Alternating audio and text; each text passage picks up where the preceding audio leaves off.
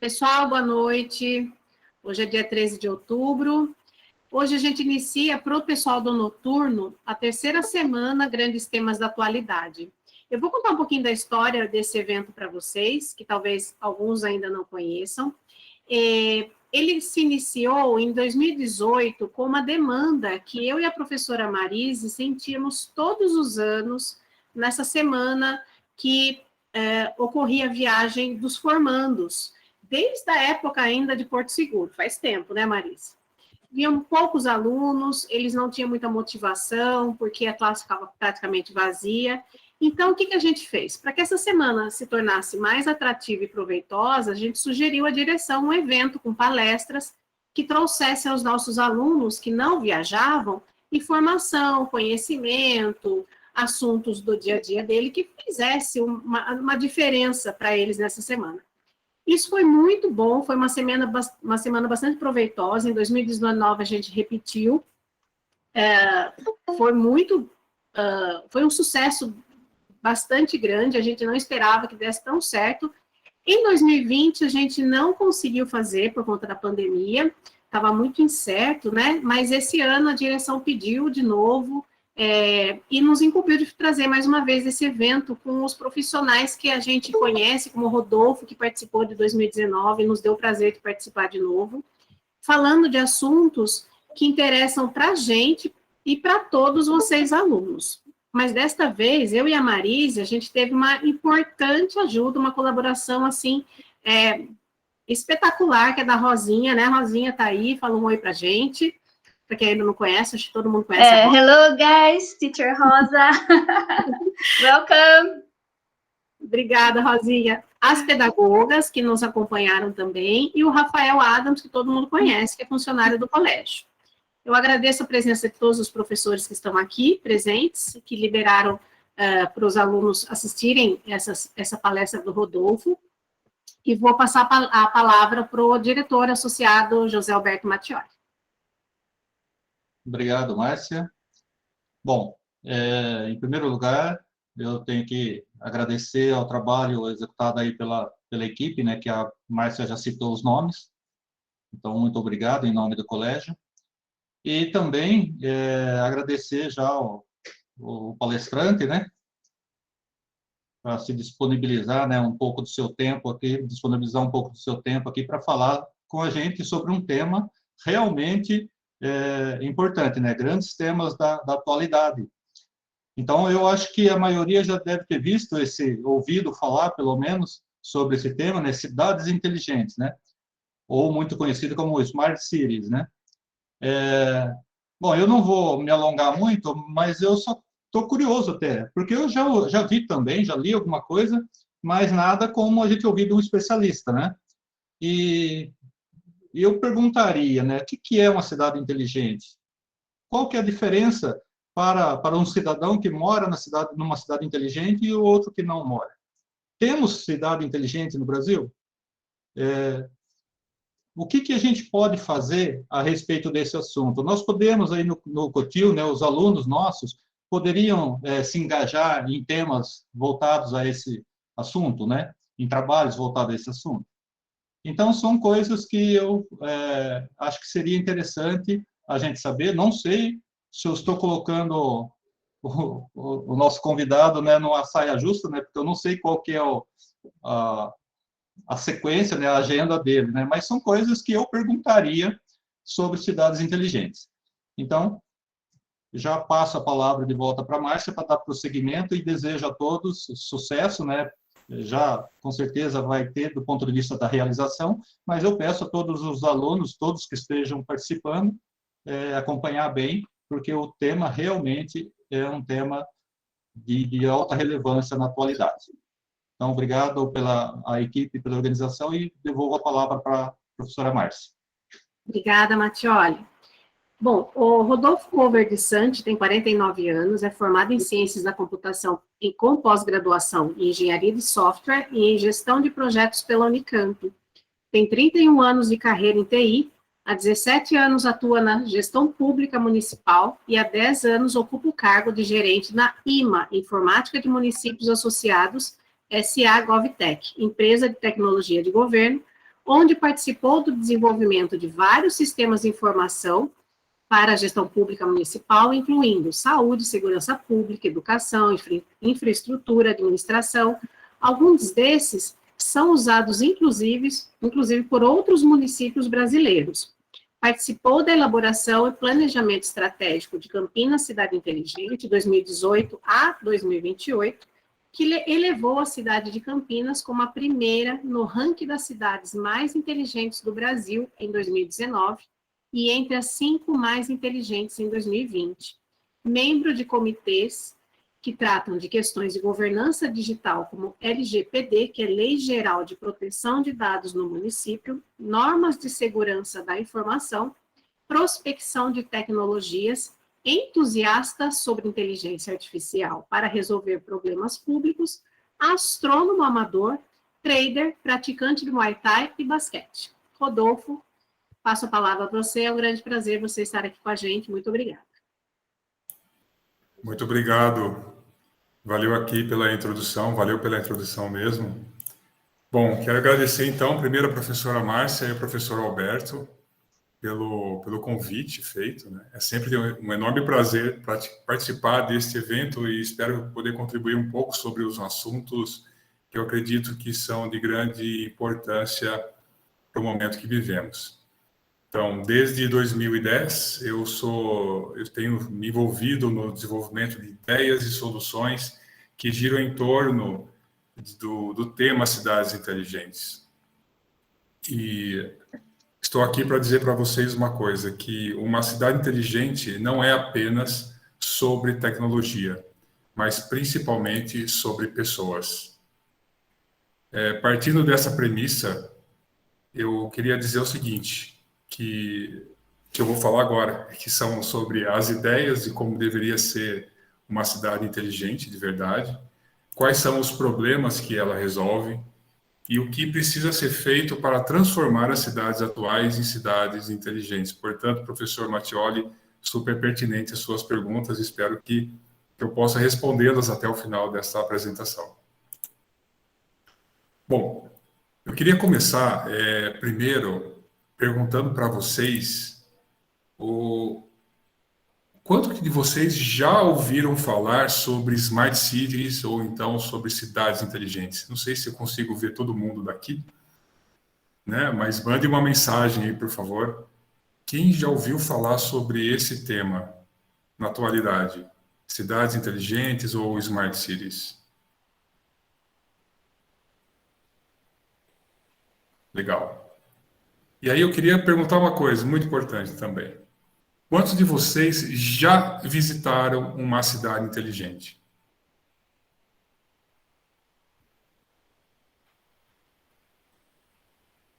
Estou escutando um silêncio ensurdecedor aqui. Pois é, não sabemos dizer. Campinas? Por que Campinas? Será que é porque a Márcia falou que foi a primeira no ranking 2019? Muito bem. Ou se você já passou por uma cidade que você sabia que é inteligente, como que você percebeu a inteligência nessa cidade? Outra pergunta. Uma smart city ou uma cidade inteligente, por definição, aliás, tem muitas definições, se você colocar no Google, vai vir definições desde desde 1970 vai vir definições sobre alguma coisa parecida com cidades inteligentes. Vou fazer aqui uma minha, que a cidade inteligente é uma cidade que possui capacidade de usar energia, produtos e serviços para desenvolvimento econômico e melhorar a qualidade de vida de forma sustentável. E aí a gente pega um gancho no motivo dessa palestra. Melhorar a qualidade de vida tem a ver com pessoas, portanto. Bom, para introduzir bem esse assunto, eu gostaria de que vocês pensassem junto comigo sobre uma coisa, que é como que tudo está conectado a tudo, como as coisas estão conectadas umas às outras. Os planetas estão conectados ao sistema solar e são atraídos pela gravidade e recebem radiação do Sol, os rios estão interconectados entre si e vários deles se conectam com o mar. neurônios, nervos, veias, músculos, células, nós estamos conectados com a natureza, portanto, biologicamente, né?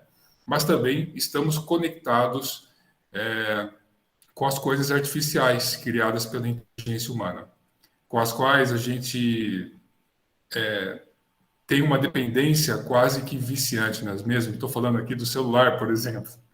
Usamos a tecnologia para nos movimentar, trabalhar, estudar e também para diversão e para se comunicar, obviamente, com as outras pessoas ao nosso redor. A gente faz parte de uma rede natural e social da vida. As nossas conexões, elas são organizadas fisicamente através da família, escola, trabalho e muitos outros, e também virtualmente, como, por exemplo, as redes sociais. E as interações dessas conexões que a gente forma, de nós, seres humanos, com outros seres humanos e coisas que a gente cria, elas são consideradas inteligentes quando usam estrategicamente infraestrutura e serviços, informação, comunicação e planejamento, principalmente para atender necessidades que são mútuas. As cidades, por sua vez, elas têm a capacidade de aumentar a conexão das pessoas, desde quando elas foram criadas ou elas começaram a se produzir. De forma mais dinâmica, as cidades atuais, ela vem abreviando o tempo e a distância, o que aumenta o acesso aos produtos, serviços, à produção de renda, né? Ao emprego e conhecimento e também ao lazer.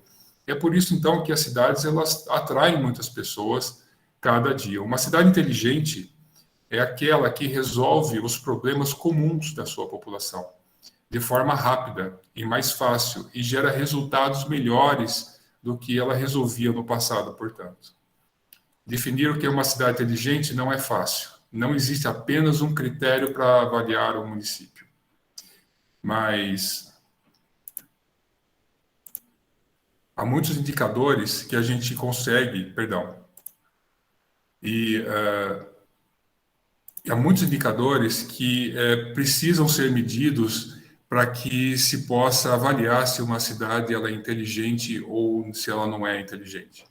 Entre esses indicadores estão ali estratégia do desenvolvimento da cidade, ou melhor dizendo, como que a cidade se prepara para se desenvolver e enfrentar os seus problemas, e os problemas às vezes que nem é dela, que é acometido, como por exemplo a própria pandemia, a continuidade dos projetos, a economia, como ela arrecada dinheiro, como é que ela mantém o dinheiro circulando dentro da cidade e gerando empregos e produtos e serviços, o meio ambiente que não pode ser deixado de lado, empreendedorismo, inovação, desenvolvimento humano e as políticas públicas que são eficazes, ou se não são eficazes, o que precisa ser feito para torná-las eficazes.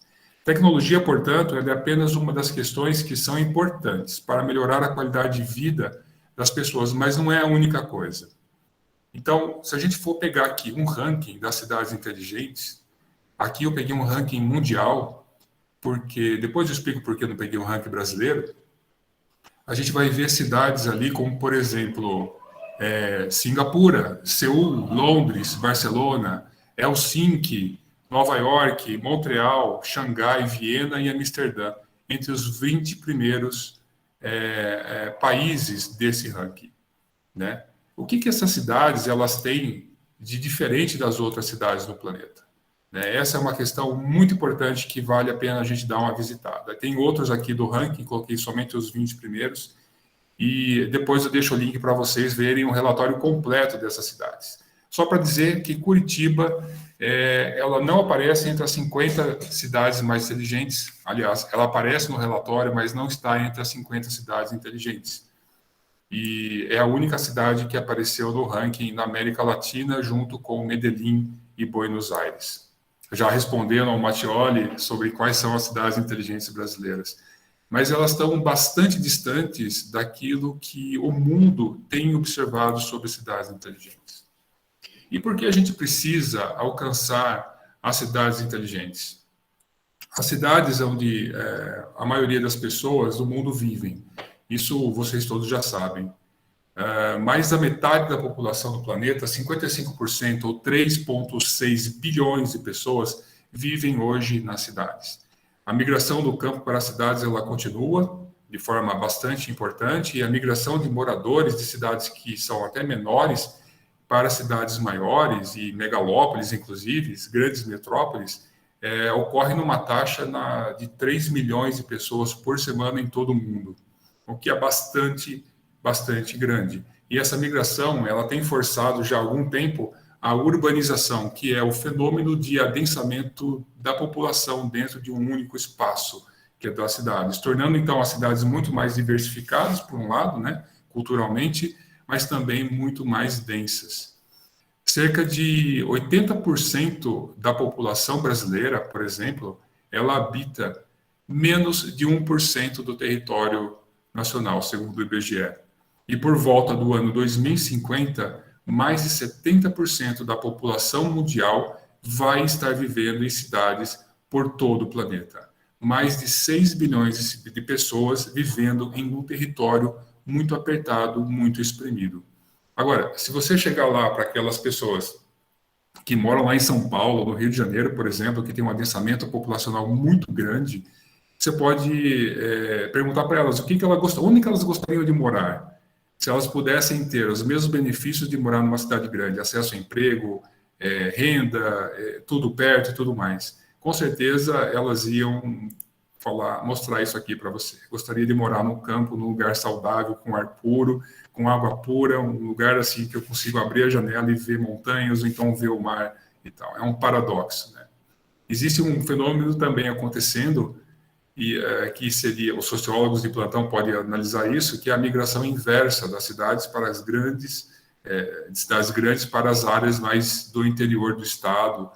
E essa condição, infelizmente, só é possível para pessoas que, como nós aqui, possuem um tipo de trabalho que permite a presença virtual. Bom, será que é possível prever como será e por quanto uma cidade daqui no futuro de 50 anos, por exemplo, ou até de 100 anos? Qual é a imagem que você tem de uma cidade do futuro? Seria algo como essa imagem, algo utópico ou algo distópico, como essa imagem, por exemplo? Bom, acredito que essas duas realidades são possíveis. E o planeta daqui a 50 anos, ele vai ter cidades extremamente precárias e caóticas e outras muito avançadas e voltadas para a qualidade de vida dos cidadãos. E os cidadãos, isso ocorre porque as cidades, elas são organismos completamente complexos. Não dá para você totalmente prever como uma cidade vai estar no futuro, embora a tecnologia esteja avançada e depende de muitas outras coisas, além da tecnologia, como já estamos falando aqui. Esses organismos complexos que são as cidades, eles têm vários fluxos de atividades, eles se organizam no espaço e no tempo, em camadas e sistemas, que vai do uso da terra, como a construção de estradas, prédios, fazendas e redes de transporte, a mobilidade urbana em si, e o abastecimento de água, coleta de esgoto e por aí vai. Produção de energia também. E uma coisa depende da outra, geralmente. E a energia, por exemplo, depende da água e o transporte depende da energia. E esses sistemas, eles não funcionam bem quando estão sobrecarregados. O menor impacto em um item pode representar um grande impacto em outro item. Um consumo excessivo de energia pode gerar uma sobrecarga, e o desperdício de alimentos gera um desabastecimento. O desperdício de água potável também pode gerar a própria falta de água, que vai comprometer tanto as casas como a indústria. O congestionamento do trânsito, que já é uma quase realidade para nós no dia a dia, a poluição do ar e da água, a pobreza, a fome, a violência, a proliferação de doenças ou desemprego, a baixa capacitação para o trabalho e, por fim, a migração dos mais jovens para outras cidades, gerando uma cidade de pessoas mais velhas. E aí, os governos e organizações do mundo inteiro estão já há décadas tentando resolver essa equação e ainda não estamos longe de ter uma solução bastante importante ou definitiva para isso. Então, no Brasil, só uma estatística, o Brasil ele possui 5.570 municípios É uma nação gigante em um território que abriga muitas realidades. Enquanto que no Sudeste, aqui e no entorno das grandes capitais do país, existe um adensamento populacional e um problema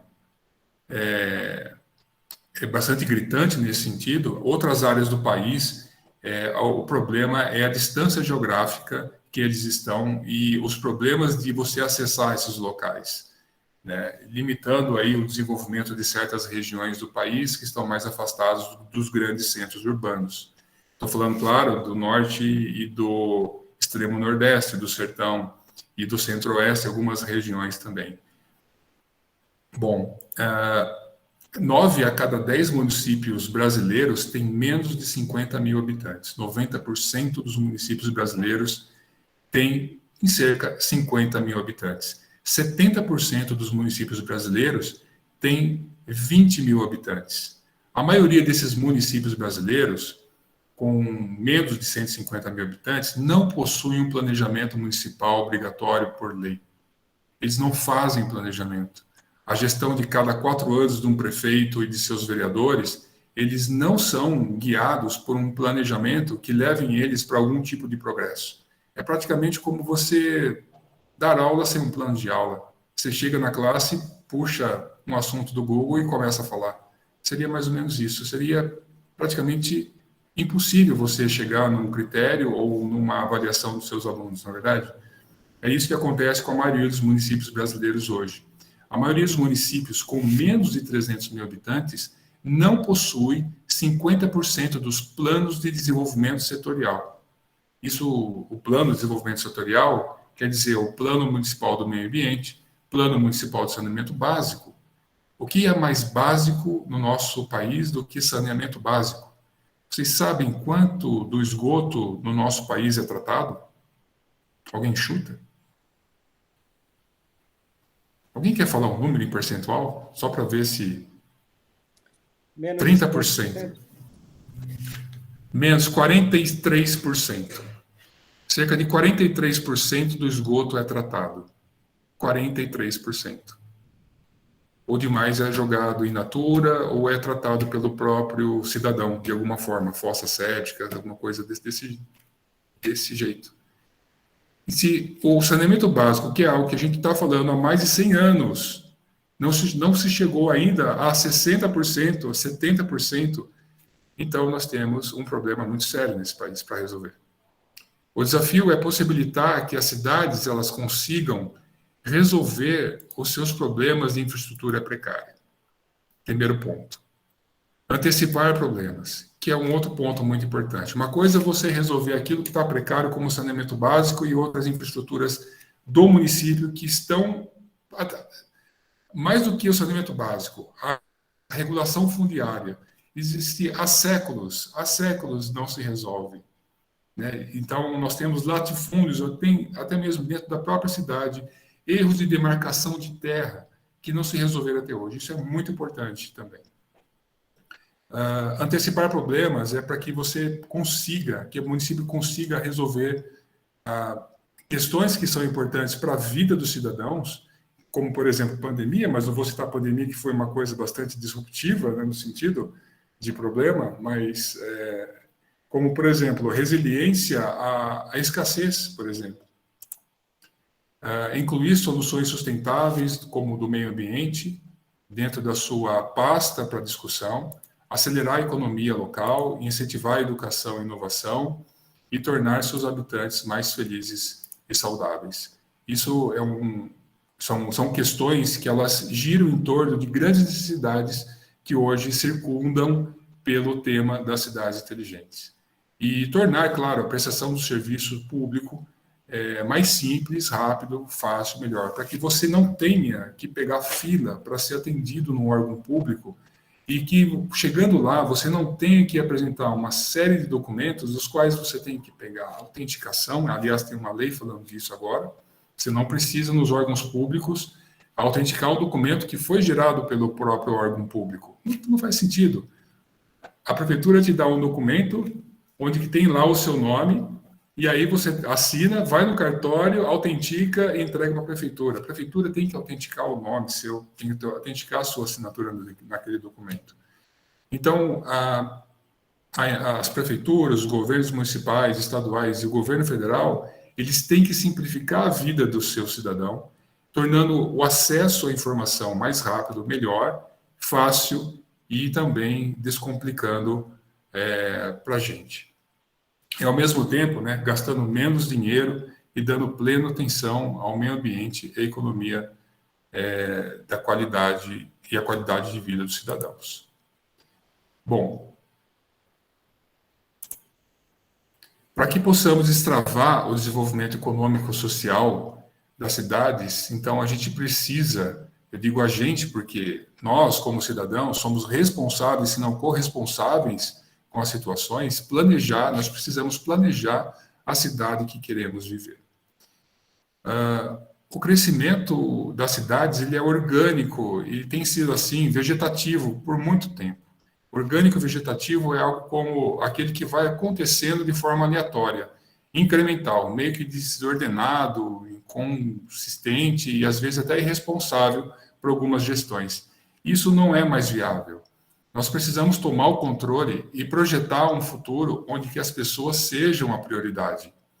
E no ranking das cidades inteligentes que eu mostrei há pouco, que aqui tem uma figura que dá um zoom aqui em da cidade que tem a cidade-país, né, Singapura, na verdade, que tem o maior índice no ranking de cidades inteligentes do mundo, você pode ver que o indicador mais importante que parece ser ali é um indicador que se trata de colocar o ser humano em primeiro lugar, que é People Centricity, né, que eu vou ler para vocês aqui o que ele diz nesse indicador. É possuir um projeto sincero de cidade do futuro, que prioriza as pessoas sem desprezo sistemático pela vida humana ou pelos direitos humanos básicos. A tecnologia, ela é consequência e ferramenta disso daqui. Se a gente não colocar o cidadão, a pessoa, no centro do desenvolvimento das nossas ações, para se construir uma cidade inteligente, a gente apenas vai começar a espetar poste de LED nas ruas, colocar Wi-Fi nas praças, ou então colocar torneira inteligente nos banheiros públicos. Isso, sinto muito, não faz da cidade uma cidade mais inteligente, porque não levou em conta qual é a real necessidade dos cidadãos. O que é necessário, então, para a gente desenvolver uma cidade inteligente? São 3 coisas. Na verdade, 3 coisas simples. Primeiro, uma cidade inteligente ela precisa ser e crescer de forma sustentável. O sustentável quer dizer, precisa cuidar do meio ambiente e dos recursos naturais, e também da economia e das questões sociais, o tripé da sustentabilidade. Por exemplo, vamos falar da natureza, ter a natureza envolvida em todos os projetos. Para quem é de projetos, a natureza tem que ser o seu stakeholder. Tem que ser a pessoa que tem que ser como se fosse uma pessoa sentada na mesa de discussão para fazer qualquer obra, qualquer projeto público. A natureza ela deve ser representada pelos valores ecológicos internacionais. E quando mais decisões são tomadas, elas afetam não só o meio ambiente, a natureza, mas toda a geração futura que vai pagar um preço caro pelo desrespeito à natureza, vocês sabem muito bem disso. Nós temos que monitorar a saúde das áreas verdes, dos mananciais, dos rios, várzeas, bacias hidrográficas e tratar das depredações, de doenças, da vegetação, do desmatamento, combater e impedir as queimadas, que é muito importante. Usando tecnologia geoespacial, dados históricos sobre o crescimento da cidade, é possível a gente construir modelos para planejar a expansão urbana com mínimo impacto às áreas verdes, de forma que elas se integrem à cidade, e de forma também que tenham um potencial de autorregeneração. E com isso, elas conseguem até aumentar o valor dos imóveis, e sempre associando aí o objetivo do bem-estar das pessoas com a estabilização da temperatura, do clima, né? E o aumento da biodiversidade, como criação de corredores verdes para redução de enchentes, e aumentar a permeabilidade do solo, entre vários outros objetivos. Esse, então, é uma questão da sustentabilidade.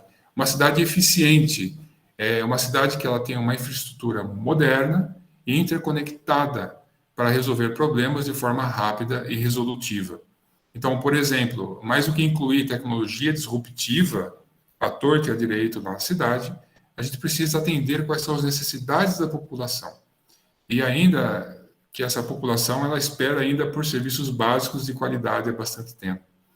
Isso começa talvez pela personalização do atendimento ao cidadão e a mudança do padrão de interação do governo com as pessoas, usando as tecnologias que nós já temos à nossa disposição, já estão ao nosso alcance, para tomar qualquer serviço público de forma rápida e mais fácil.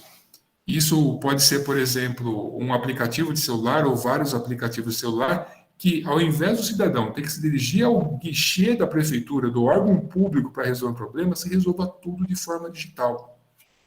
Existem, a maioria dos países que estão nesse ranking, que eu passei há pouco para vocês, tem esse critério, principalmente a Estônia.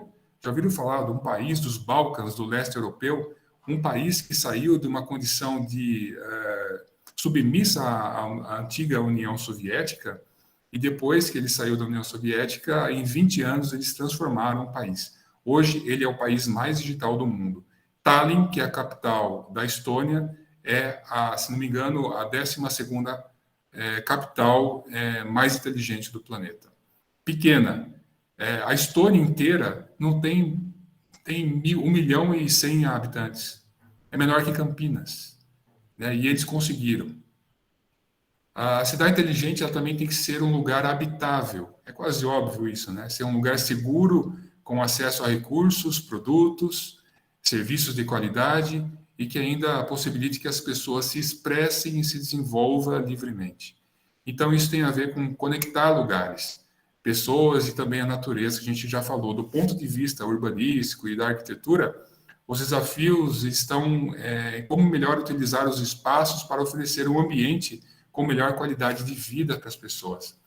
Uma cidade que é feita para micromobilidade, por exemplo, como bicicletas ao invés de carros, que promove a participação, né, do governo, empresas, universidades, cidadãos juntos para as questões mais complexas da cidade. E não só o governo tomar ação, né, tem que ter um envolvimento da sociedade como um todo. Uma cidade ela tem que ser daí inclusiva, acessível a todas as necessidades especiais. Ela tem que ter ruas especiais para as pessoas que tenham dificuldade de enxergar ou tenham dificuldade de caminhar. E também tem que ser um local onde que respeita as etnias e todas as culturas, religiões e povos que possam habitar naquela cidade. Ela tem que possuir uma cultura forte e uma melhoria contínua, colocando o bem-estar das pessoas sempre em primeiro lugar.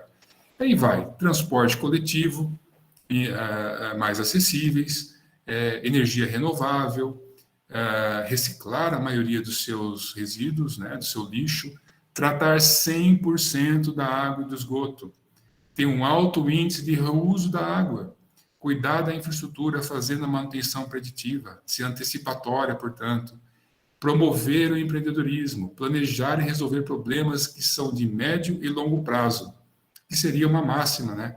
A prefeitura, em vez de ela tampar o buraco hoje, ela já fica pensando que rua que ela vai asfaltar daqui 2 anos. Então, esse planejamento de longo prazo, ele tem que ser bastante importante. Vou contar um caso a respeito disso aqui, que aconteceu na rua que eu morava.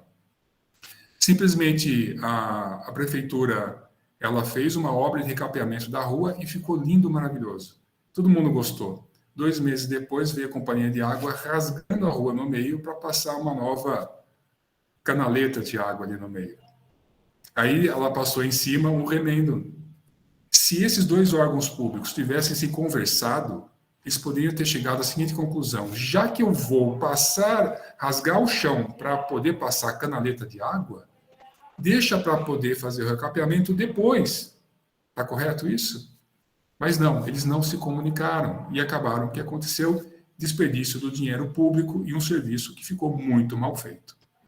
Então, veja bem, a cidade ela não é inteligente porque ela usa tecnologia, né? Ela usa a tecnologia, gente, porque é uma cidade inteligente. O que vem antes da tecnologia, senão as pessoas. Mas, enfim. Mas alguém já pensou em como consolidar isso? Em 2015 surgiu a Agenda dos Objetivos de Desenvolvimento Sustentável da ONU. Vocês já ouviram falar sobre isso? A ODS 2030, que são norteadores, métodos, normas e legislações que estão prontas para colocar em prática para funcionar. E o Brasil foi um dos signatários desse acordo, junto com outros 192 países, que se comprometeram que até 2030 eles vão resolver todas essas questões sociais que está aparecendo aí, que é a erradicação da pobreza, popular 1, saúde e bem-estar, educação de qualidade, vida terrestre, vida na água, e por aí vai. Com esse título aí, Transformando o Mundo, a Agenda de 2030, do Desenvolvimento Sustentável, não caminhou. Eu não tenho, aliás, eu vou ser mais sincero com vocês, eu não consegui, até hoje, informações substanciais de quais são os municípios que já avançaram em uma dessas questões. Eu já participei de várias reuniões, aqui em Campinas, em outros municípios, e até intramunicípios, para discutir essas ações, mas não há indicadores públicos que divulgaram qualquer ação que esteja evoluindo nesse sentido. A ONU está tentando, a ONU Brasil está tentando fazer um esforço para consolidar. Tem alguns vídeos que foram feitos em conjunto com o IBGE, porém, eles não explicam a situação que nós estamos, ou melhor dizendo, quanto falta para a gente cumprir todos esses objetivos. Inclusive, já temos, além da ONU e desses Objetivos de Desenvolvimento Sustentável, nós temos ISO. Nós temos 2 ISO já sobre cidades inteligentes, a 3720 e a 3722, que tem também normas, metodologia e indicadores para cidades que são sustentáveis, inteligentes e conseguirem alçar algum patamar. Já existe tecnologia, pessoal, disponível e fonte de financiamento público e privado para resolver muitos dos problemas, se não a maioria deles, que são fontes de financiamento que está à disposição e ninguém acessa. Ninguém acessa porque ninguém faz um projeto para poder acessar esses recursos em financiamento. Então, o problema que eu acredito não é a falta de dinheiro para conseguir resolver esses problemas, mas é a falta de vontade política. E hoje em dia, com a ajuda da tecnologia, nós temos como medir o quanto que nossas cidades precisam caminhar, se desenvolver para resolver esses problemas. A gente consegue identificar o que é chamado de metabolismo urbano, que são os fluxos de informações e para poder fornecer para os gestores públicos meios para eles possam tomar decisões. Melhor dizendo, eles pegam essas ODSs, pegam a ISO e digam o seguinte: olha, eu vou precisar resolver um problema. Quais são esses problemas quais são os problemas que a minha cidade tem para eu poder resolver? Então, já temos ferramentas e tecnologia para desenvolver isso. Nós podemos até, ainda mais, a gente consegue simular diversas soluções para tentar resolver problemas e acertar na escolha da melhor solução que possa ser empregada e, como eu disse agora há pouco no meu exemplo, para não desperdiçar dinheiro público, como descobrir riscos e reduzir impactos, antever desastres e implementar medidas de segurança. E até antever escassez e pandemias. A gente já tem essas tecnologias, e é lógico que eu estou falando de inteligência artificial, de Big Data, de Analytics e de outras tecnologias, que elas são muito bem-vindas nesse contexto. No site da ONU, no ONU Internacional, você acha alguns exemplos do mundo nesse sentido, infelizmente nenhum do Brasil. Aliás, no Brasil tem. O Brasil ele usa muito bem a tecnologia da inteligência artificial para 2 objetivos que eu tenho conhecimento e analytics também. O primeiro é o imposto de renda. Eles conseguem descobrir rapidamente se você preencheu errado o seu formulário lá do imposto de renda ou quem está sonegando ou evadindo do imposto. E o outro é a Polícia Federal, né? Mas enquanto que o país ele não transbordar as suas ações de tecnologia para entregar os direitos aos cidadãos e parar só de cobrar os seus deveres, eu quero dizer, ele se usa muito tecnologia para cobrar o direito, fazer exercer o direito que o cidadão tem, mas muito pouco se usa tecnologia para entregar para o cidadão facilidades para que ele exerça o seu direito de cidadania. Muito bem, mas o que falta, da tela azul até, né? O que falta, nós, como povo, organizados em sociedade, nós precisamos começar a discutir com os governantes quais são os problemas públicos mais importantes para a nossa cidade. Nós, o povo, instituições de ensino, setor privado, que é o comércio, indústria, entidades de classe, como CREA, OAB, o cidadão, ele mesmo, individualmente ou representado por um grupo ou associação. E mostrar qual é a direção, mostrar para o governo qual é a direção que nossos líderes precisam ir atrás de soluções e resolver os problemas que mais aflige a cidade, se não o seu bairro, a sua escola, a sua comunidade. E é esse o real significado da palavra cidadania. E geralmente a gente escuta, né, da população, e isso, não sei se vocês já escutaram, algo como os políticos não fazem nada, né? Penso que isso não é totalmente verdade. É claro que no meio da política existe aí muitos conflitos de interesses, né? Mas eu acredito que a maior parte das vezes o problema é que há muitos políticos que não sabem o que precisa ser feito. E quando sabem eles que deveriam fazer, eles não sabem como fazer. E o período de 4 anos de governo acaba não se tornando suficiente para promover mudanças que são estruturais para que os gestores públicos, quem está lá na secretaria, quem que é o funcionário público, possa promover ou implementar alguma melhoria realmente que seja estruturante, que dê sequência, que consiga alavancar um projeto de bem-estar social e de melhoria da qualidade de vida, se não de cidade inteligente. Então, daí vem o próximo governo, depois de 4 anos, e desprioriza os projetos anteriores. E aí, pronto, está formado um círculo vicioso. De forma geral, eu sempre ouço dos políticos, e agora, né, do lado do político, é que eles precisam de ter informação para tomar decisão. Então, esse é um problema do político, que eles não sabem tomar decisões, porque eles não têm informação para isso. E é por isso que a ideia é usar uma coisa chamada conhecimento compartilhado para desenvolver cidades de uma forma mais inteligente. Para desenvolver uma cidade inteligente de verdade, a gente precisa essencialmente conectar 3 conjuntos de coisas. A primeira coisa são os sistemas, depois a informação, é claro, depois as pessoas. A única maneira de conectar as pessoas aos sistemas e às informações é através do conhecimento compartilhado. O conhecimento compartilhado e também experiências são necessários para governar e devem partir da colaboração direta dos setores da sociedade, principalmente do cidadão. O governo ele deve, então, entender que as necessidades do cidadão, quais são, e utilizar essas necessidades que ele tomou conhecimento como dados para gerar informação que seja eficaz no processo de tomar decisão. Ficou confuso isso? Eu estou falando aqui, na verdade, de um tema que se chama o seguinte: os 4 agentes da inovação. Depois, procure no Google isso daí, por favor. O que são os 4 agentes da inovação? Primeiro, o setor de governo. Segundo, a academia, as escolas, públicas ou privadas. É quem está por trás das escolas. São mentes brilhantes, professores, doutores, mestrandos, mestrados, alunos, pessoas que podem se engajar para tentar resolver seus problemas da sua localidade ou então do país inteiro. O setor privado é quem tem grande poder de financiamento, que também sofre grande pressão para que as coisas se resolvam.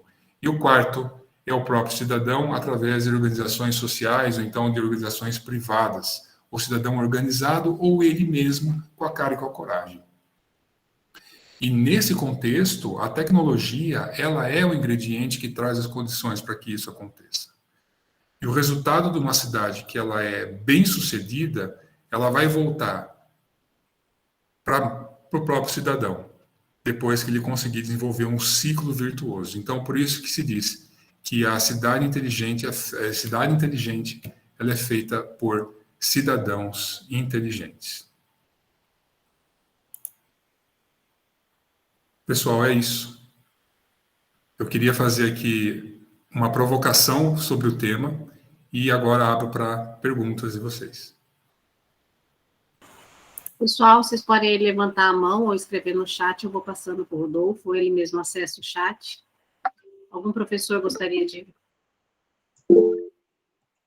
Mate, fica à vontade. Ok. Eu só queria um comentário, se possível, a respeito dos rankings, né? Quais são os rankings que indicam as cidades inteligentes? Porque, algum tempo atrás, aí eu fui visitar hoje novamente, chama Smart 21, Smart 21, que lista as 21 cidades mais inteligentes do planeta, e Curitiba, pelo 3º ano consecutivo, aparece lá. Até o governo do Paraná publicou essa notícia, né? Eu sei que tem, me parece que tem mais de um ranking. Tem algum assim que seja mais confiável? Ou cada um tem uma linha de ação diferente? Cada um tem uma linha de ação diferente. Então, vamos lá. É assim, a Urban Systems é uma empresa privada, é uma organização privada, e ela tem o seu ranking, ela é baseado em estudos sociológicos e mercadológicos. Tem um site aqui, eu vou tentar achar, já disponibilizo para vocês, mas um BI, na verdade, da Urban Systems. E realmente a Curitiba, ela pelo 3º ano já ela classificou entre as 3 primeiras ou entre a primeira. E, se não me engano, em 2º lugar está a cidade de São Paulo também. Agora, eu penso o seguinte: não existe no Brasil nenhuma cidade inteligente, nem Campinas, onde eu moro, que é onde eu mais conheço, porque eu convivo do dia a dia aqui. Não existe uma cidade inteligente sequer. Porque a barra que eles colocam para avaliar essas cidades inteligentes, na minha opinião, ela está muito baixa. A minha humilde opinião está muito baixa.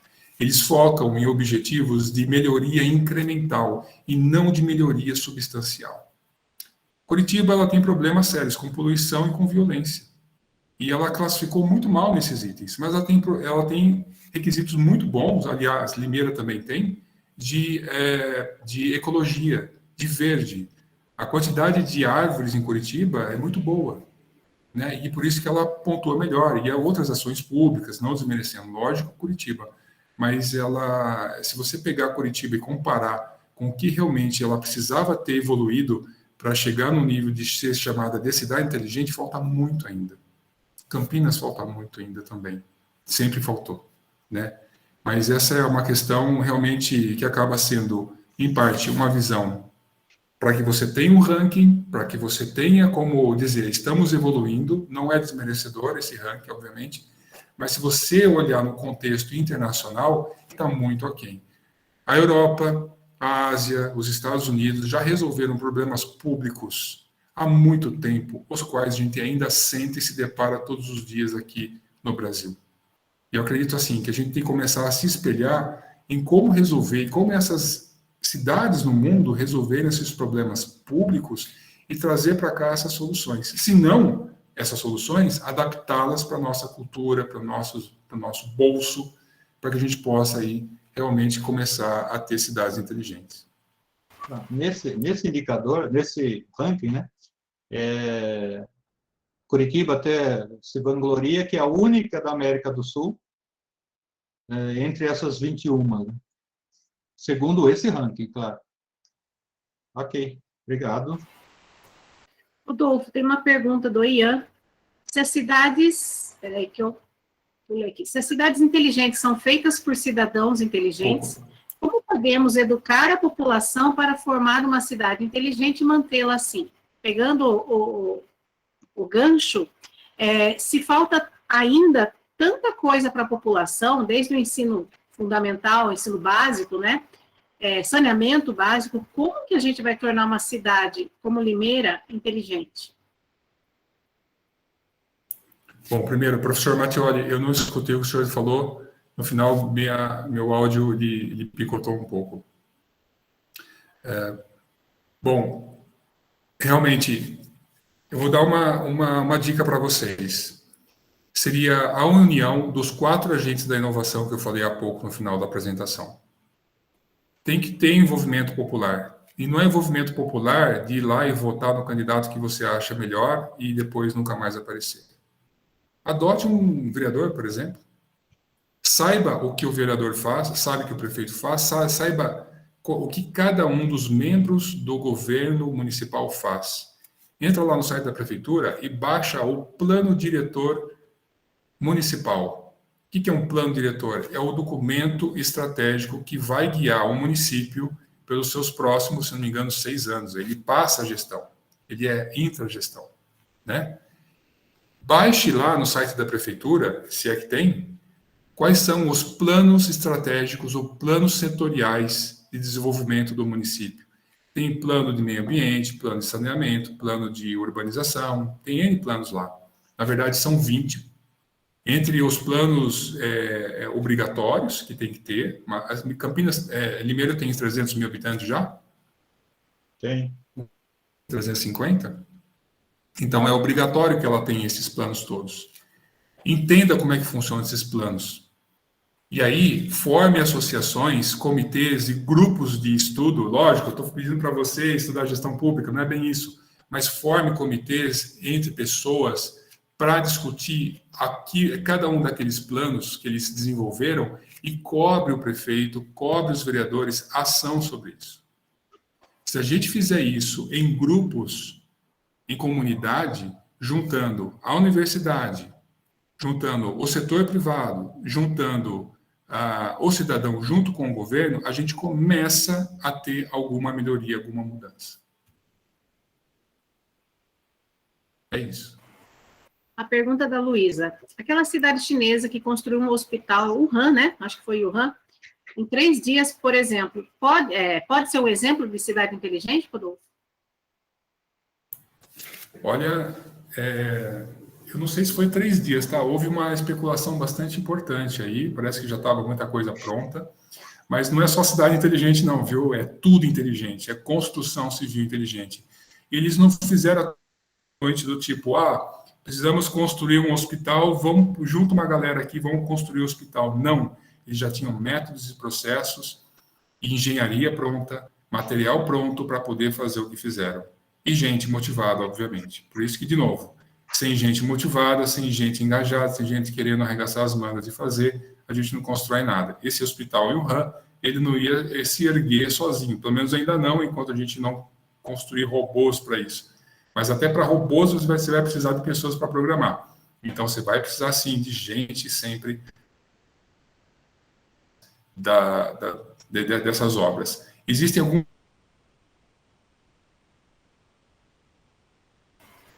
conseguiram fazer uma obra que tipo, em 2 dias, que foi um túnel, alguma coisa assim, uma ponte que foi retirada do local, cada outra no lugar, e em 2 dias fizeram o trabalho em 24 horas corridas, né?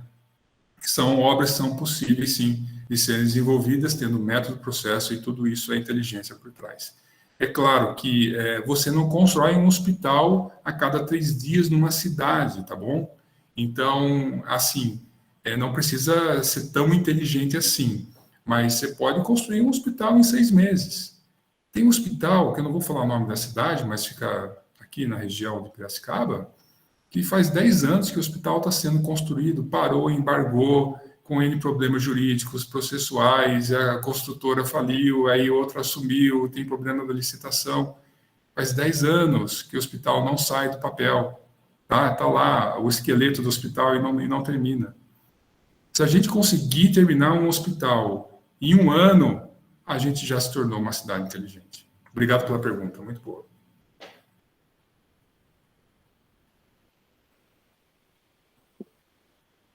Pode falar, Sandra. Rodolfo, primeiro, parabéns pela sua exposição. Temos aí 87 pessoas acompanhando. Eu acho que é um número bastante expressivo, né? E um tema tão importante. E eu imagino que fique na cabeça das pessoas, né, que você viria aqui a falar de tecnologia, não é?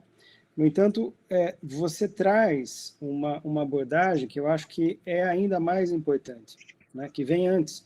Aliás, a palavra tecnologia, né, ela pode ser compreendida também como algo como pensar a técnica, né? Então, existe um pensar que vem antes da técnica, do uso da técnica, né?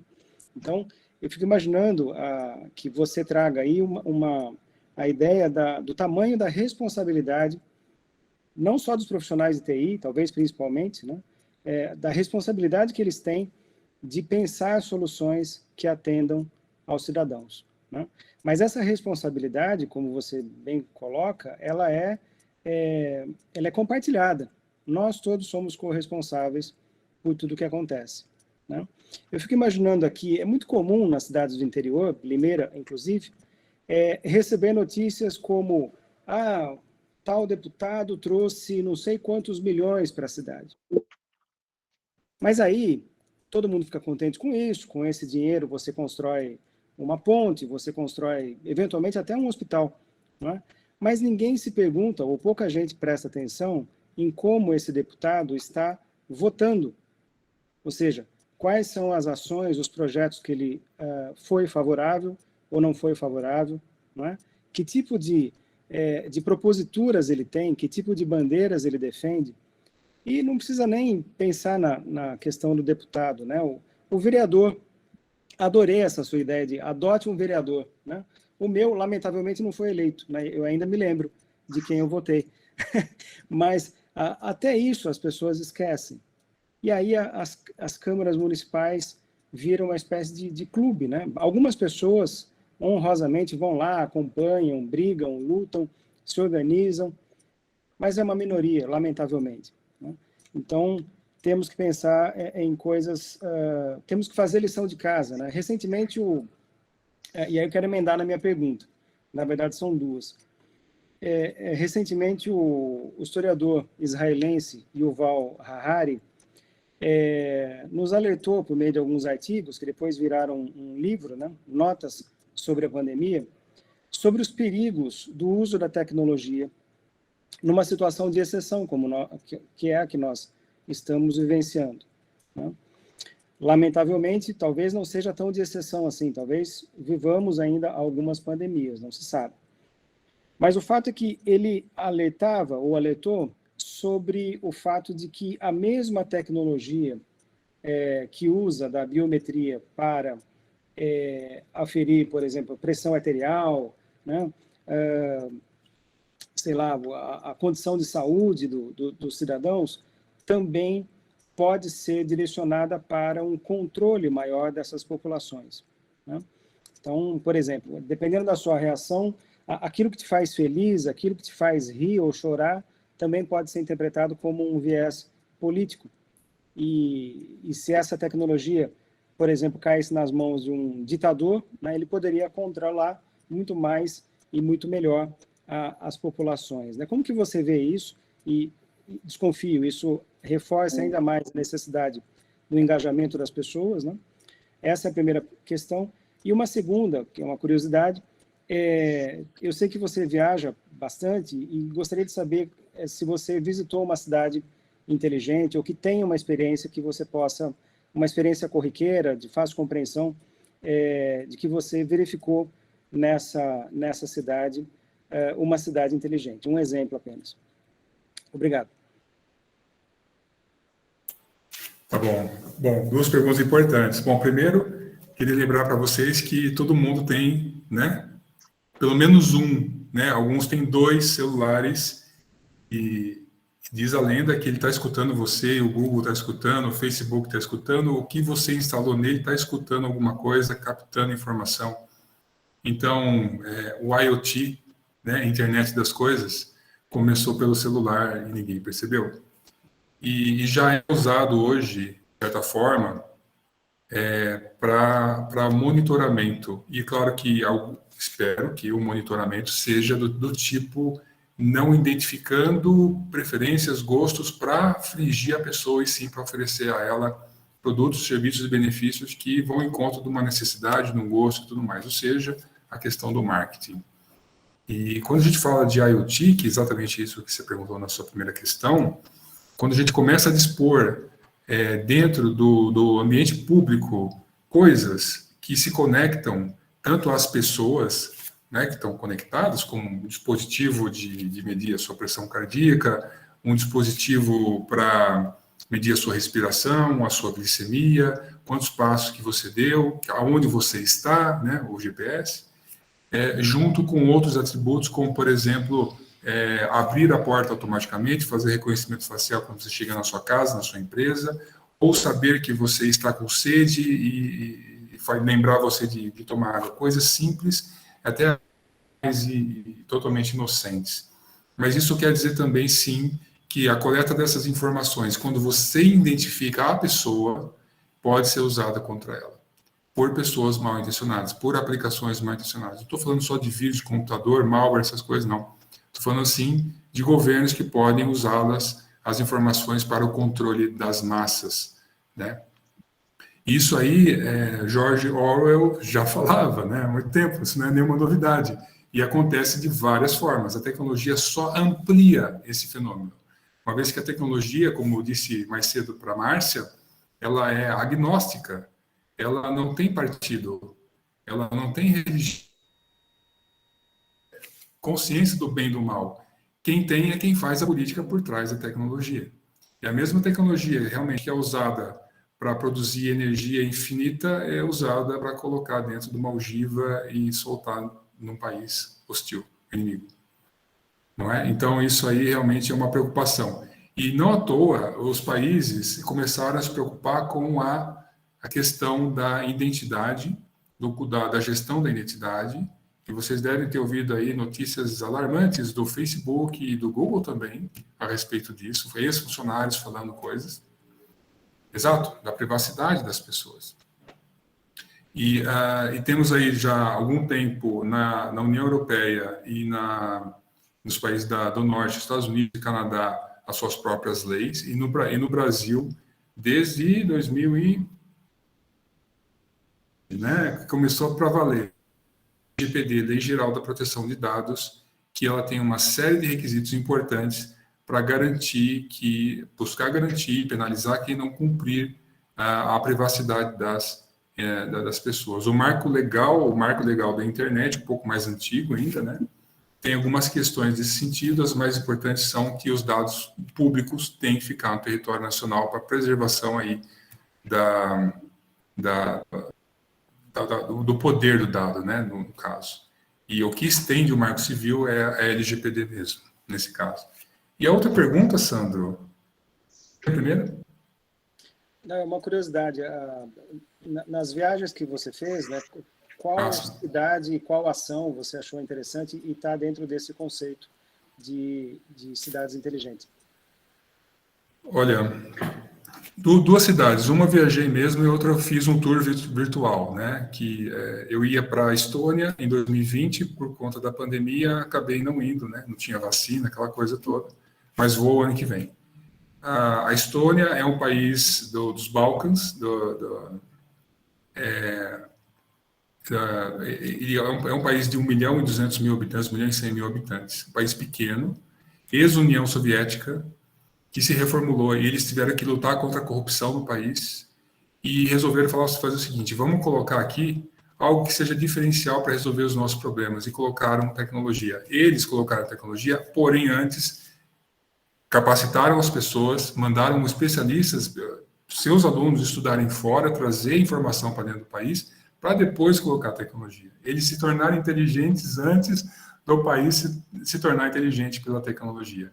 É um país, assim, que eu acho incrível. Se você entrar no Google agora, digitar lá, por favor, alguém me ajuda, Estônia mesmo, como se escreve, como se fala, você vai descobrir lá que tem um site especificamente falando sobre a Estônia digital. Eles foram pioneiros no mundo em questões de nômades digitais. E qualquer um de nós aqui, a gente pode ter uma identidade estoniana, inclusive. Você só tem que ir lá em Portugal, se não me engano, para pegar a sua identidade. É o país mais próximo que a gente tem acesso. Mas você pode ter uma identidade internacional estoniana. Lá, por exemplo, eles não têm uma multiplicidade de documentos como nós temos, outros países têm. Tem um único cartão, que serve para tudo. E nesse cartão, inclusive, é linkado com o seu cartão do SUS estoniano, onde que tem todo o seu prontuário médico, a sua história médica. E eu vi uma demonstração bastante interessante, que é o seguinte: Quem me contou isso foi a própria pessoa que sofreu lá o ataque, vamos chamar assim.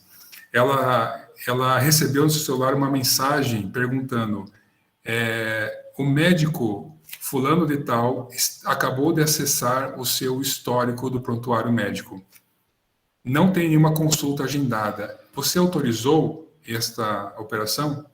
Ela falou: não autorizei. Na mesma hora, esse médico lá na Estônia perdeu o seu CRM estoniano, o seu registro de médico. O médico, por acaso, era ex-marido da pessoa, entendeu? Então, ele perdeu o de médico porque ele acessou indevidamente o prontuário médico de uma pessoa. É esse o nível de integração, esse o nível de responsabilidade e de inteligência que esse país, Estônia, tem. Né? E outro país, um pouco antes que eu visitei, foi a Holanda, em Amsterdã. Eu passei um tempo lá, né? Trabalhei lá, aliás. Que eu achei muito interessante vários aspectos, assim, da urbanidade deles, né? Vocês sabem, a Holanda é um país que praticamente 90%, como Rotterdam, onde estive também, está abaixo do nível do mar e tem problemas muito importantes. E, se eu não me engano, no ranking que eu mostrei para vocês há pouco, tem 3 ou 2, pelo menos 2 cidades da Holanda figurando naquele ranking, né, das melhores cidades inteligentes do mundo. E lá, por exemplo, o que me chamou a atenção era a questão do tráfego. O tráfego é muito inteligente, e é inteligente desde o ano 2000, há mais de 20 anos. Quer dizer, um caso assim, claro, um caipira do interior do estado de São Paulo chegando num país como aquele, se percebe que todos os sinais são verdes para ele, né? Então, assim, nossa, mas que dia de sorte! E esse dia de sorte se repete no outro dia, falando, eu tenho sorte sempre, porque todos os dias eu vou atravessando aqui, o sinal está sempre verde para mim. Eu comentei isso no escritório, riram de mim. Né? É claro que está sempre verde, porque o sinal é automático. Ele sabe que não vem ninguém do outro lado e abre o sinal para você passar. Simples assim. Essa é a inteligência que um país como a Holanda tem há mais de 20 anos. E no Brasil, a gente tem começando agora, eu acho. Professora Rosana. Obrigado, Rodolfo. Boa noite, Rodolfo. Eu queria saber a sua opinião sobre a escassez de água, como já acontece na Califórnia, como acontece já em países da África. Como que você vê isso aqui no Brasil? Pergunta tão importante quanto complicada, Rosana, para poder responder. Eu não sou um especialista nessa questão de abastecimento, e ela tem acredito, muito mais a ver com o uso do recurso natural. Eu sei que na África tem a questão que a escassez ela é mais histórica, né? Assim como é no sertão brasileiro, por algumas questões de inacessibilidade ou dificuldade geológica. E na Califórnia, sou meio suspeito de falar, porque eu não sou muito fã da Califórnia, embora eles tenham lá também suas cidades inteligentes, mas cheio de problema. Eu acredito lá que eles desprezaram o meio ambiente de uma forma muito importante. Então, são dois lados. Um é assim, você tem uma situação onde que tem uma dificuldade geológica para você obter o recurso natural, e a questão de tecnologias para você poder superar essas questões, elas podem ser as mesmas que já foram usadas em outros países, como Israel, por exemplo. Uma aplicação traz uma análise bastante importante sobre ciências geológicas, no caso. E na Califórnia, eu acredito, eu não estou muito por dentro do assunto, mas, assim, pelo que eu conheço lá, realmente tem a ver com a depredação do meio ambiente. Eles têm um lago, não vou lembrar o nome desse lago, esse lago já foi, na Califórnia, ele já foi, assim, um ambiente bastante importante de lazer e tudo mais, e hoje ele é um lago praticamente salobre e que não serve para abastecimento, está lá, perdido. Então, é uma das situações aí que eu acredito que são importantes. Primeiro, o cuidado com o meio ambiente, outro, a exploração consciente do meio ambiente para usar os seus recursos naturais, mas aí com o uso de tecnologias que são, nesse caso, disruptivas e é inevitável. Rosana, respondi a pergunta? Sim, muito obrigada. Professor Mattioli. Oi, o que eu queria falar aqui é a respeito da resiliência. Uma cidade inteligente, obrigatoriamente ou automaticamente, ela é mais resiliente do que as que não são classificadas como cidades inteligentes, segundo os parâmetros definidos hoje, né, nos rankings aí? Sim, ela é sobretudo resiliente. E cada cidade tem a sua necessidade de resiliência, né? Algumas são temporais, né, contra questões que são de tempestades, raios e furacões e tufões, né? E outras têm a questão também de, por exemplo, superar desastres, não só os naturais, mas os desastres que são provocados pelo homem, né? Que aí entra aí a depredação da própria natureza, que cobra seu preço logo nas próximas gerações, não nessa mesma. Então, assim, a cidade inteligente, ela é antecipatória, ela é prospectiva. Então, a ideia é assim, ela é prospectar o que tem que ser feito daqui para frente para resolver problemas. E entre esses problemas é mensurar riscos. Uma vez que você tem a capacidade, e aí a tecnologia ajuda também, com simulações, mensurar quais são os riscos que podem acontecer, então você consegue antecipar problemas. Por exemplo, se você consegue, por uma série de imagens de satélite, fazer camadas geoprocessadas, geoespacializadas, e você começa a perceber assoreamento de grande parte importante da bacia hidrográfica daquela região onde que é captada a água, você pode começar a desenvolver bolsões de reservatórios de água e programas de reaproveitamento de água no município para você ser resiliente a uma possível escassez no futuro. Que se sabe que acontece de algum momento, em algum tempo, vai ter escassez importante, como já aconteceu em 2010, aqui no estado de São Paulo. Ok. Eu queria também só destacar uma coisa aqui, que foi, você mesmo falou a respeito do engajamento, né, do cidadão, das comunidades, de adotar um vereador, né, um político de forma geral, né, pode ser vereador, pode ser outro nível também. Um de cada. Como? Um de cada, tá bom. Sim, um de cada, tá bom. A gente está num momento que a gente está passando, está numa transição de mudança do ensino médio, do ensino básico, não só do ensino médio. Então, agora está no ensino médio, mas já está vindo do ensino básico desde o início. E um dos componentes aí é o projeto integrador, mas, além disso, as disciplinas serem planejadas, as aulas serem planejadas, trazendo o estudante para o centro dos debates, né, dos conteúdos, né? Ou seja, permitir que o estudante traga os seus problemas para cá, né? Provocar até ele, para que ele também identifique os problemas de sua comunidade, né? E, então, para que ele seja o protagonista, né, da sua própria formação, né?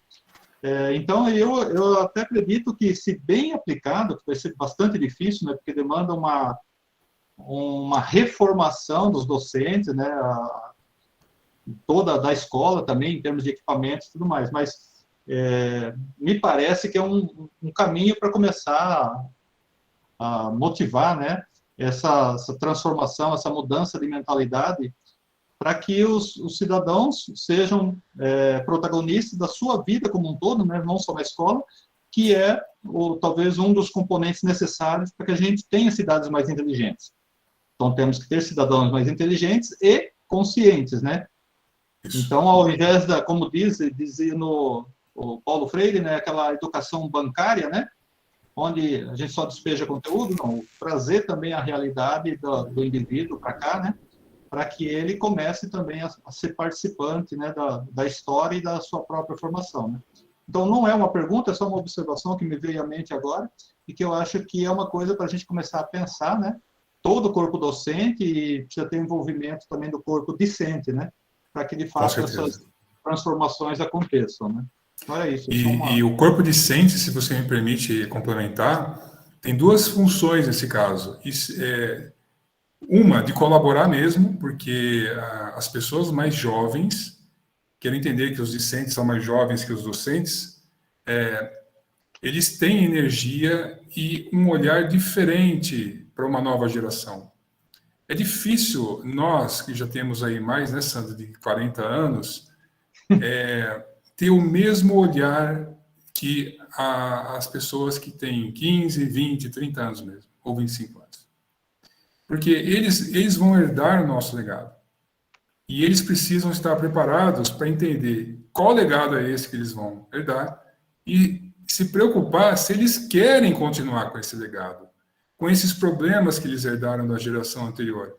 Porque eles vão ter que resolver esses problemas. Eu digo, ou resolver, porque vai ser um engenheiro que vai pôr a mão na massa dentro de uma obra, ou então ele vai ter que pagar impostos e vai ter que amargar a escassez. Ele e a família dele. Então, eles são responsáveis também, eles têm que estar engajados. Ok. Mais alguém? Muito bem. Eu tenho uma pergunta, Rodolfo.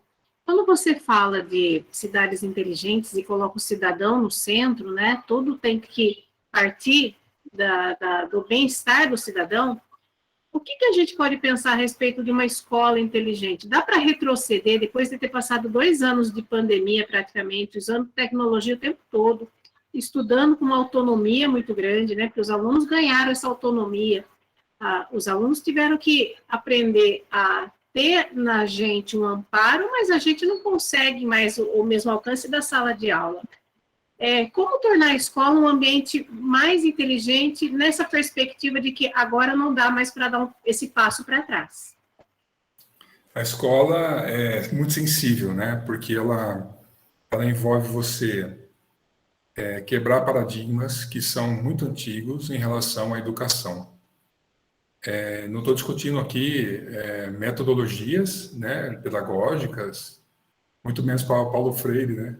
Mas assim, que mudando a forma como o conhecimento chega até nós, aos alunos, muda tudo, né? Muda, inclusive, a certeza se o conhecimento foi absorvido. O conhecimento agora virou, na minha opinião, omnichannel, vem de todos os lados, né? O aluno ele não tem mais que assistir uma palestra, uma apresentação. Isso é uma oportunidade para ele discutir, para ele conversar com especialistas e tal. Mas ele tem a oportunidade de obter conhecimento sozinho, aprender a aprender. E aprender para sempre, né? Que é o novo mantra que se fala por aí. Lifelong learning, não é isso? Então, aprender a aprender vai ser o grande paradigma. Eu acho assim que por um grande período, a gente desaprendeu a aprender, né? A minha geração desaprendeu a aprender, né? A minha geração, ela aprendeu que aprender é sentar no banco da escola, receber informação, ler o livro, fazer a prova e tirar uma nota e ser aprovado no vestibular. Só que daí, quando você cai num desafio como um emprego, como engenharia, por exemplo, você vê que a vida não é mais aquela que no banco da escola você pensava. Então, quem nunca tomou um choque de realidade quando saiu da faculdade e foi para, mesmo da aula, né? Claro, a coisa mais importante ou mesmo trabalhar no setor privado ou público, viu que a realidade era muito diferente. O aprendizado lhe serviu, claro, mas a prova ela foi muito maior. Acho que essa nova geração ela está tendo provas constantes. A gente tem que se obrigar a ter provas constantes, ou melhor dizendo, colocar à prova os nossos conhecimentos. Porque o conhecimento que você vai adquirir nesse semestre pode ser que não seja mais necessário no próximo semestre em algum lugar do planeta. Em algum lugar do planeta já estão se fazendo alguma inteligência artificial para, por exemplo, fazer cálculos estruturais de pontes complexas num piscar de olhos. Para que você vai precisar sentar na prancheta e fazer um monte de desenhos e cálculos matemáticos à mão? Você não vai precisar. Então, o que acaba acontecendo? Uma obsolescência do seu conhecimento. Não que você não tenha que ter o conhecimento, mas a prática dele vai ser totalmente obsoleta. Então, para você poder direcionar bem o conhecimento a quem vai precisar no futuro, a gente precisa de uma educação modernizada, omnichannel, compartilhada, peer-to-peer, colaborativa. O que é peer-to-peer? Pessoa a pessoa, com tutor, né? Esses modelos educacionais é uma nova realidade em vários países, e eu tive aí o prazer de conhecer, e estou trabalhando junto com eles, com a PUC aqui de Campinas, que desenvolveu um ambiente chamado Mescla, não querendo fazer propaganda aqui, mas um ambiente chamado Mescla, que faz exatamente isso. Ela une os alunos dos seus cursos de engenharia, junto com empresas privadas, para desenvolver projetos colaborativos. Então, eles estão colocando à prática aquilo que eles aprendem em sala de aula simultaneamente, e simultaneamente com outros países também. Respondi, Márcia? Sim, mas ficou bem claro para mim. Pessoal, tem muita gente hoje aqui, Rodolfo, de desenvolvimento de sistemas. O próprio Mattioli é da área, temos a professora Priscila, se ela quiser falar alguma coisa. Então, tem muito aluno dessa área agora. O que você falaria para eles assim, olha, o que tem que mudar? Eles estão no caminho. Que rumo que eles precisam tomar para não só pensar no sucesso financeiro, mas promover uma melhora para a cidade, para a sua região, para a sua comunidade? Bom, primeiramente, eu queria dizer que Python é melhor que Java. E segundo, eu queria dizer o seguinte, não tenham medo de aprender, tá? As coisas vão mudar e se preparem para a mudança. O que você vai aprender hoje, você vai ter que aprender de novo daqui a alguns dias, ok? E que, veja, está super bem cotado a área de TI. Eu estou com uma dificuldade enorme de contratar pessoas, porque a empresa que eu trabalho, uma empresa pública, eu contrato por concurso público. Mesmo concursando, com uma certa estabilidade, mesmo pagando muito bem, as pessoas que chegam lá do concurso público falam assim, não, eu consegui agora um trabalho para fazer home office, vou trabalhar com uma empresa do Rio de Janeiro, do Rio Grande do Sul, de São Paulo, não sei de onde, e vou ganhar o dobro que você está me oferecendo. Então, o mercado está super, super, super aquecido. Então, aproveite o momento. Se profissionalizem, se especializem naquilo que vocês mais gostam. Se você é de design, quer ser o X, cara, está pagando muito ser o X, né? É uma das áreas mais bem valorizadas. Se você é de back-end e sabe muito construir APIs, o seu negócio é falar Python, que Java mesmo, qualquer outra linguagem, seu negócio é back-end, se especialize nisso, que tem mercado pra caramba também. Agora, inteligência artificial, analytics, big data, essa tripla aí, né? Essa tripla aí, aprenda isso com amor, e não por obrigação, sabe por quê? E um dia você vai precisar disso. É igual álgebra, você não sabe para que serve, mas um dia você vai precisar disso. É isso? É isso. Só queria complementar uma coisa que a gente tinha falado antes. Essa nova forma de ensinar, né, que a gente vai ter que buscar agora com o novo ensino médio. A gente vai ter uma grade mais enxuta e os alunos no último ano vai ter um período livre maior, justamente para possibilitar esses trabalhos que exigem um pouco mais de aplicação de conhecimento do que de decoração de conhecimento, né? Então, vai ser uma forma, nós vamos ter que aprender a ensinar e aprender a aprender, né? Para a gente poder ensinar os alunos a aprender, né? Então, vai ser um grande desafio, não só para a gente, né, mas para todas as escolas de ensino básico no Brasil, né? Está sendo um desafio. Mas a gente ouviu pouco os alunos, né, Márcia? Está aberto a palavra para todo mundo. Pode abrir o microfone, pessoal. O Rodolfo, eu fico pensando, a gente cria uma expectativa assim para os alunos. Seguir na área de engenharia, ou seguir na área de TI, ou áreas comuns. Ninguém fala de gestão pública, né? Ninguém fala assim, nossos alunos precisam virar bons políticos também, porque como é que a gente vai cobrar bons políticos se os nossos alunos que estão tendo a oportunidade de ter tanta informação boa, tanto recurso, não seguir para essa carreira também, que é importante. A gente nunca fala sobre isso. É isso mesmo. É isso mesmo. Acho que o Neil deGrasse Tyson, né, que é o astrônomo americano conhecido aí, sucessor do Carl Sagan na série Cosmos, ele falou que precisamos de mais cientistas na política. Precisamos de mais cientistas na política. Você tem médico, você tem ator, você tem radialista, você tem político que é filho de político, né? Tem carreira, o avô é político, o pai é político, né? E se tornou político, claro. Genético, né? É genético, né?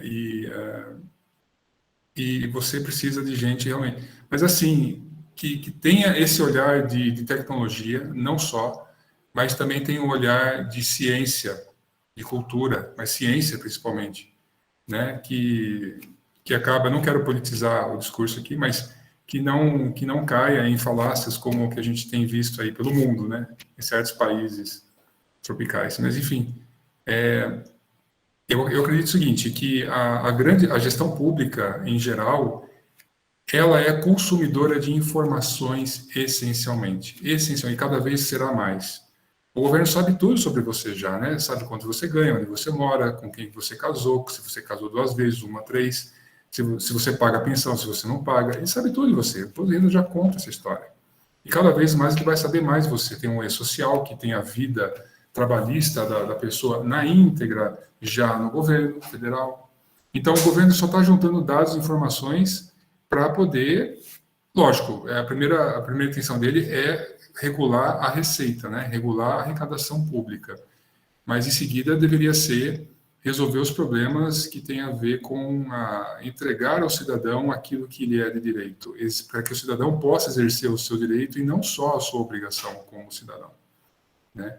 E, claro, a gente precisa de especialistas, de pensantes. Olha só, o Brasil exporta gente, exporta cientistas, exporta especialistas em TI. Agora, então, nem se fale por conta dos home offices da vida, né?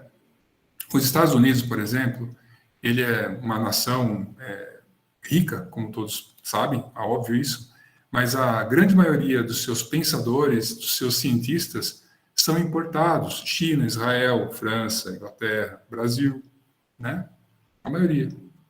Então, assim, a gente tem que começar ou a importar pessoas, mas eu acredito que a gente tem um potencial muito grande aqui, nesse país, para poder melhorar a condição da ciência, da tecnologia, e usando os nossos pensadores, os nossos especialistas locais.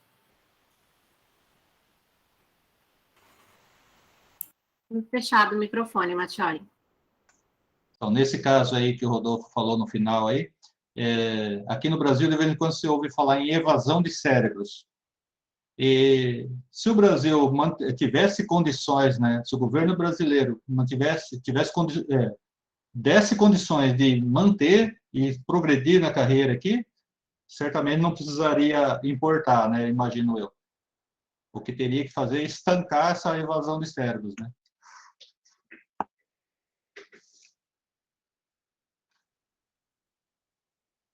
Pessoal, Priscila, quer falar, Priscila?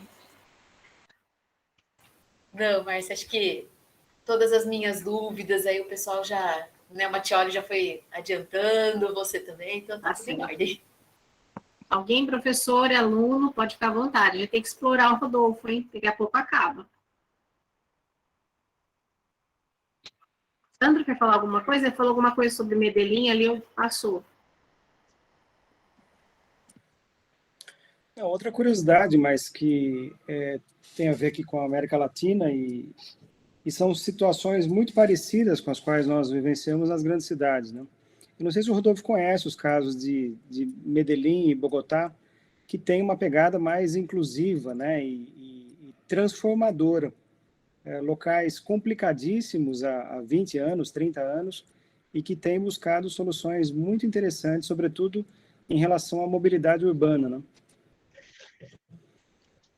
Você conhece lá, Rodolfo? Conheço. Realmente, a questão da mobilidade urbana eu conheci, e para fazer um estudo aqui para Campinas para poder oferecer como uma solução adaptada, que acabou não vingando. Mas sim, eles têm um transporte público multimodal, que você consegue conectar táxi, trens, ônibus, até bicicletas, né, compartilhadas. e tem um sistema lá de você se localizar dentro do país, dentro das grandes cidades, por um aplicativo que ficou bem interessante, que tem aqui no Brasil também, mas eles foram pioneiros nisso. É nesse sentido que você se lembrou? Sim, sim. E lembrei da lógica dos 15 minutos, né? Todo cidadão tem que resolver o seu problema em 15 minutos, né? Seja Também.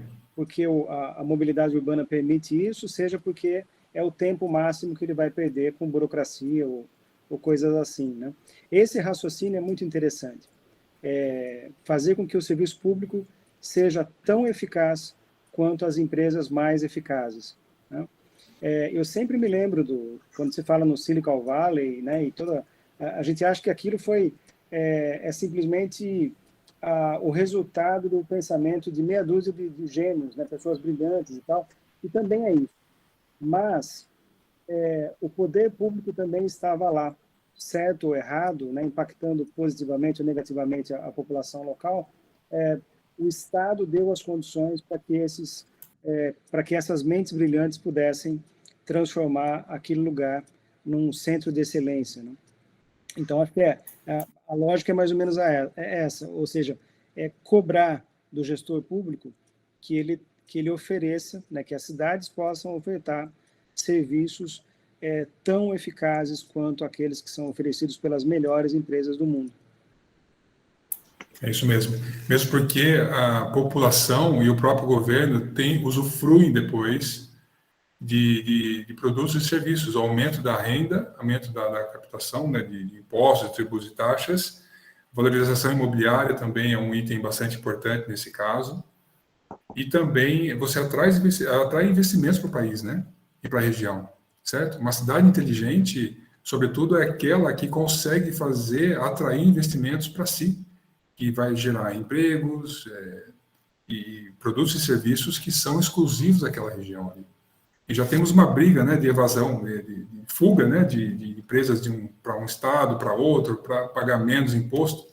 Mas o que a empresa ela deveria entender que na cidade é atrativa é mão de obra qualificada. Por isso que desenvolver educação, fazer polos, como, por exemplo, polos de tecnologia, como o Vale do Silício, e aqui a gente tem São José dos Campos, Sorocaba, São Paulo, própria Campinas tem polo de tecnologia. Aí na região Piracicaba e Limeira, não sei se tem, mas deve ter também. São muito importantes para esse tipo de abordagem, né? Posso fazer minha última intervenção? Nesse sentido aí de cidades inteligentes, Limeira tem, sim, a prefeitura, não quero fazer propaganda do trabalho do prefeito, né, longe de qualquer envolvimento político, mas a prefeitura de Limeira está preocupada com essas coisas. Tem grupos de discussão aqui, inclusive que o Cotil participa, e a representante do Cotil está aqui, que é a professora Priscila, mas qualquer um pode participar, não precisa ser só o representante, né? E então está discutindo bastante coisas assim nessa área de inovação, de empreendedorismo, e da parte de cidades inteligentes também. Eles têm uma relação estreita com a FCA, que é da Unicamp também, né? E, inclusive, nessa área de tecnologia, Limeira conseguiu o título, acho que o ano passado, de APL, que é o Arranjo Produtivo Local. Então, é uma marca importante, não são muitos que tem no estado de São Paulo, pelo menos. Então, é uma marca importante também do investimento, né, de propiciar, de atrair empresas e profissionais nessa área, né? Então, eu vejo que Limeira está tendo um interesse nesse sentido, né? E a gente pode se envolver através desses canais públicos mesmo, né? Então, era isso.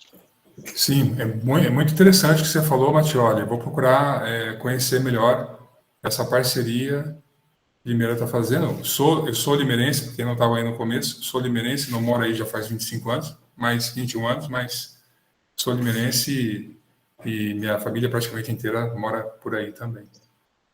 Se tiver interesse, uma hora, até participar um desses pontos que eu agora, obrigado aqui a ANIL, a Associação de Ambientes de Inovação de Limeira. E tem um grupo que chamava Priscila, como que é o grupo mesmo?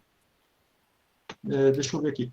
Então, mas tem um pessoal discutindo, né, tanto encontros de inovação, e envolve pessoal da academia, pessoal da área de negócios, né, indústria, comércio, serviços, e pessoal de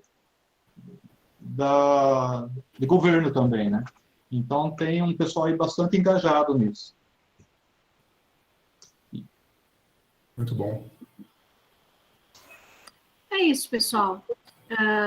Eu gostaria de agradecer muito, Rodolfo. Eu acho que foi fundamental a sua participação, porque eu tinha uma ideia do tema e você nos levou para um outro caminho que fez muito mais sentido. Foi muito importante para mim essa palestra. Creio que para os alunos todos e para os professores também. Só temos a agradecer. Muito obrigado pelo convite, obrigado a todos vocês pela audiência e até uma próxima. Você está convidado para as próximas já. Pessoal, boa noite a todos. Muito obrigada, Matioli. Muito obrigada aos professores que participaram. Obrigada, alunos todos. Um abraço. Amanhã, às 9 horas, a gente tem a participação do Marcos Brogna, falando sobre diversidade. Eu conto com a presença de todo mundo. E boa noite, pessoal. Obrigada. Obrigada a todos. Boa noite. Muitos elogios aqui, Rodolfo, no chat. Sim. Mas foi excelente a palestra. Parabéns Muito ao bom. Rodolfo e aos organizadores. Boa noite, pessoal. Boa noite. Obrigada, gente. Obrigada, Mati. Obrigada, Obrigada. Rosana. Olha só quem apareceu aí. Oi, Olívia. Tchau, gente. Boa noite. Tchau, Tchau, boa noite. pessoal. Obrigada. Boa noite. Até amanhã. Tchau, boa noite, pessoal. Obrigada, Rosinha. Obrigada a vocês.